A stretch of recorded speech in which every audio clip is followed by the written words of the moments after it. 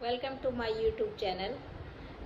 आज मैं हरतालिका व्रत के बारे में बताती हूँ, क्यों ने मैंने भी किया है। क्योंकि हरतालिका व्रत बिहार और ईस्टर्न यूपी में मनाया जाता है।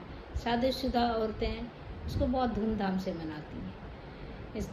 जिसकी शादी का साल है, मतलब फर्स्ट टाइम वो हरतालिका व्रत करती हैं, तो उनके ससुराल से सामान आता है, वस्त्र, फल, फूल, आभूषण उनके ससुराल वाले लेके आते हैं, उनके सास ससुर लेके आते हैं। पहला हरतालिका व्रत मनाते हैं। तो ये मिथिला में भी मनाया जाता है, ये ईस्टर्न यूपी में भी मनाया जाता है। यह व्रत पति के लिए मनाया जाता है, पति के लंबे आयु के लिए, अपने भाग्य सौभाग्य के लिए स्त्रियां इसको मनाती हैं।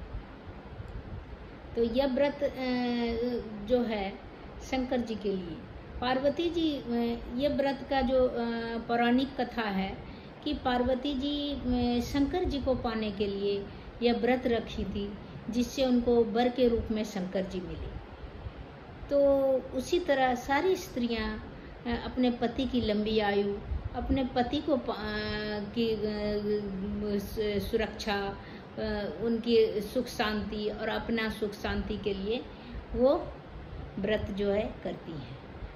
तो ये व्रत जो है पार्वती जी का मैं कुछ संक्षेप में शंकर जी पार्वती जी का कुछ कथा मैं बताती हूँ इस व्रत का, हरतालिका तीज का।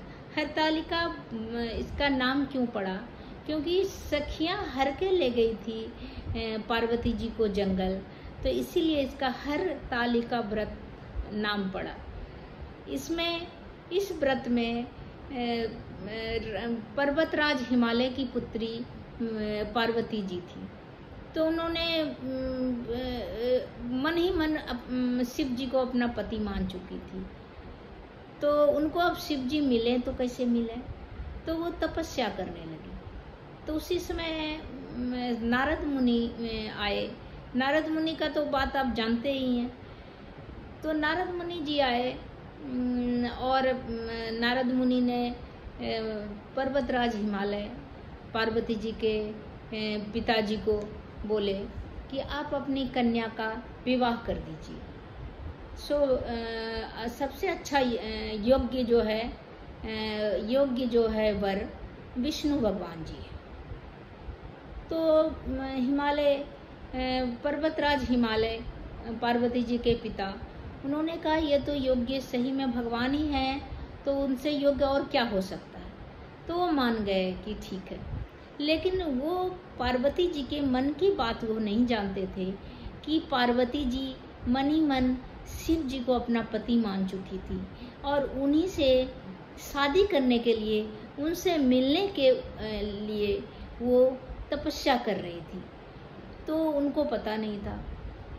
तो क्या हुआ कि ये बात जो है, जब पर्वतराज हिमालय अपनी पुत्री को बताएं, पार्वती जी को बताएं कि तुम्हारी शादी तो हमने विष्णु भगवान से तय कर दिया। उधर क्या किए नारद जी जो है पार्वती जी को तो पर्वतराज हिमालय उनके पिता ने बता दिए कि तुम्हारी शादी हमने भगवान विष्णु से तय कर दिया। इधर नारद मुनि क्या किए कि वो विष्णु भगवान के पास गए, बोले आपका शादी प्रभु मैंने पक्का कर दिया पर्वतराज हिमालय की पुत्री पार्वती से। अब ये जो है पहले की बात, हर समय की बात वैल्यू रहता है। तो जैसे ही ये बात अपने पिता से पार्वती जी ने सुनी कि मेरी शादी मेरे पिताजी भगवान विष्णु से तय कर दिए, तो वो बहुत दुखी हो गई। अपनी सखियों से बोली कि मैं तो पति भगवान शिव को मान चुकी हूँ, शंकर जी को मान चुकी हूँ, उनके अलावा मैं किसी की पत्नी नहीं बनूंगी। मैं पत्नी नहीं बनूंगी, मैं मर जाऊंगी, लेकिन मैं शंकर जी की से ही शादी करूंगी, भगवान शिव ही में हमारे वर होंगे।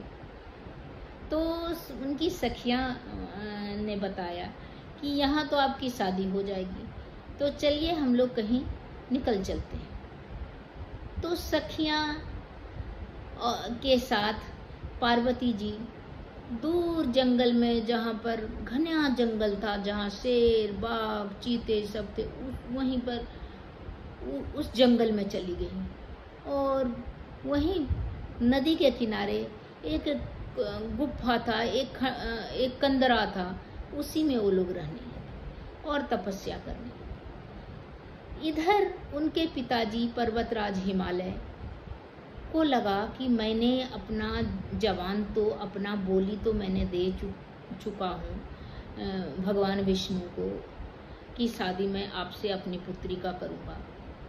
अगर मेरी पुत्री नहीं मिली तो मेरे जवान का क्या कीमत होगा, मेरे बात का क्या कीमत होगा। ये सोच के वो बहुत दुखी थे कि अब क्या होगा। वो हर जगह ढूंढ रहे थे, वो सोच रहे थे पता नहीं मेरी बेटी को सांप ने खा लिया या मेरी बेटी मर गई, क्या हुआ। बहुत दुखी थे वो हर समय अपने पुत्री के खोज में, हर समय कहीं इधर चले जाते थे, उधर चले जाते थे। सभी को लगा दिए थे, अपने सैनिक को, अपने और भी नाते रिश्तेदार को कि हमारी पुत्री को आप खोज के निकालिए।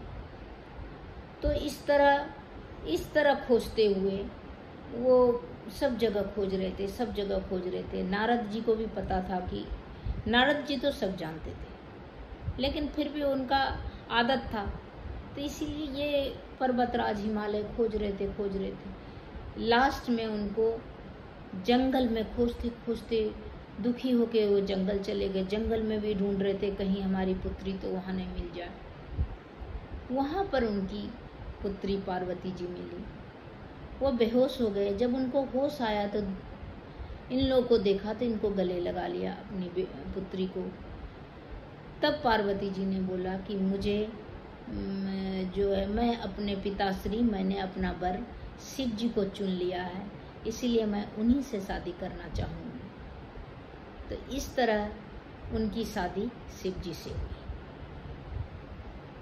से हो गई। शिव जी को भी पता चला, उनको भी पता चला कि हमारे लिए कोई तपस्या कर रही है कोई कन्या, तो वो भी आए और उनकी शादी उनसे हो गई। इस व्रत में सभी स्त्रियां नए वस्त्र पहनती हैं, श्रृंगार करती हैं और फल फूल से, जो सीजनल फल है, केला, नारियल, सेब, जो भी है, अमरूद, नाशपाती और मिठाई से पूजा करती हैं और पूरा दिन उपवास करती हैं और दूसरे दिन पूजा करके खाना खाती हैं। आज के समय में, भागदौड़ के समय में उपवास करना तो मुश्किल है, तो आज के समय में शरबत पी लेती हैं, या कहीं कोई नौकरी पेशा महिलाएं हैं या और कहीं जाना होता है उनको, या छोटे बच्चे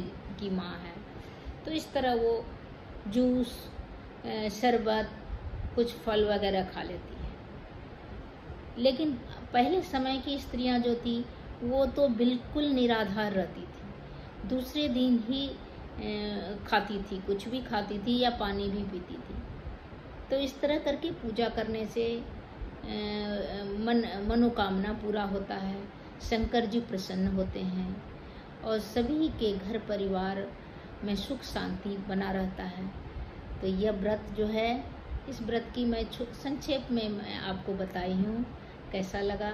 अगर अच्छा लगा तो लाइक कीजिए, सब्सक्राइब कीजिए। फिर मिलते हैं दूसरे वीडियो, तब तक के लिए नमस्कार।